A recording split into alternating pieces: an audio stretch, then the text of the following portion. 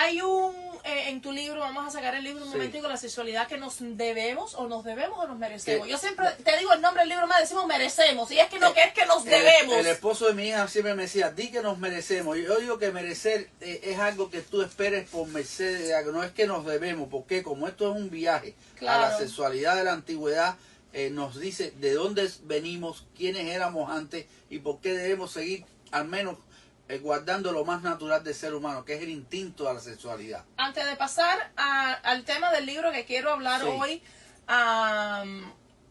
¿tienen algún problema mental estas personas? ¿Cuál es la diferencia con otra generación? No, para nada. Y si habláramos de locura, bienvenido a una locura. Es una locura gratuita, ingenua. No, gratuita, a veces los hombres tienen que pagar con cojones por eso. No, es verdad. No, y las mujeres también. Pero si todo cuesta en la vida, si te pones a mirar, todo tiene un precio, todo tiene un costo en la vida. ¿Y por qué no pagar por lo que vas a disfrutar? ¿No entiendes? No estamos hablando de prostitución, no estamos hablando de categorías que van contra la moral. El disfrute tiene un costo.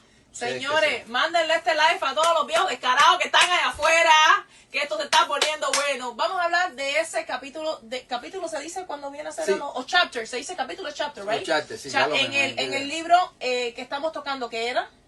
Bueno, aquí podemos hablar no, hablamos de uno que... Sí, yo te comenté ayer cuando me estabas hablando por teléfono sobre la India, que en las presentaciones del libro creo que es un capítulo que poco hemos hablado, y por supuesto la India, la filosofía hindú, cuando hablo de India es una de las civilizaciones más antiguas de la humanidad, pero a pesar de su antigua en relación a la pareja tenía un gran concepto del matrimonio, y lo más importante en esa civilización tan rudimentaria, tan desarrollada en la sociedad, con bienes materiales y todo, pero el concepto familia y el lugar que le daban a la mujer en la pareja era increíble.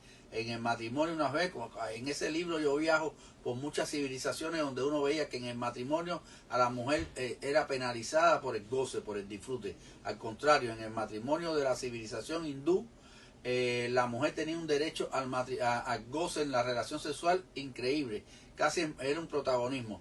Es más, había un derecho que si tú no disfrutabas a tu hombre como matrimonio, tenías la posibilidad de buscar la satisfacción con otro hombre sin se romperse el matrimonio. Estamos hablando de la India, estamos hablando del Middle East. ¿En qué momento cambia eso? ¿Por qué ahora no es así? Ellos, igual que la cultura china, se lamentan mucho de sus antepasados en cuanto a la liberación sexual. Todos hemos oído hablar del Kama Sutra. El Kama Sutra sale de la civilización hindú. Importante, el autor del Kama Sutra cuentan la leyenda, porque son en los manuscritos encontrados de la época, que él se crió en un burdel, es decir, en casas de cita de mujeres.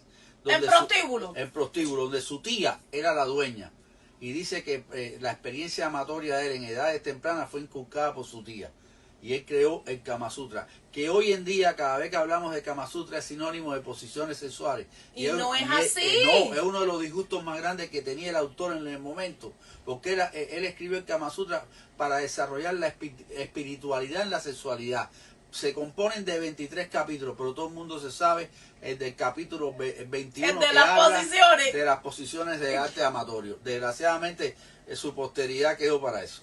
Y que el Kama Sutra es una cosa que tiene que practicarse desde muy temprano en la religión. En la religión es como yo digo, como la religión. Claro. Es como la religión, tiene que practicarse muy temprano en la relación, porque es una vaina demasiado difícil para empezarlo. Tiene que vivir en el subconsciente, involuntariamente. Exactamente. Para que salga espontáneamente. Para que los dos estén en la misma página, porque que tú estudies Kama Sutra y yo llegue a ti, papi, eso me va a hacer extremadamente aburrido a mí, porque eso se demora. Claro, porque ¿qué pasa? Estamos hablando de una espiritualidad. Esas posiciones que en su momento rompieron la ética y la moral de la época, actualmente tú la ves y parece un cuento de niño chiquito. Pero en ese momento lo que se buscaba era un sexo mucho más lento, más despacio, donde llegaba la simultaneidad de la eyaculación, la simultaneidad de los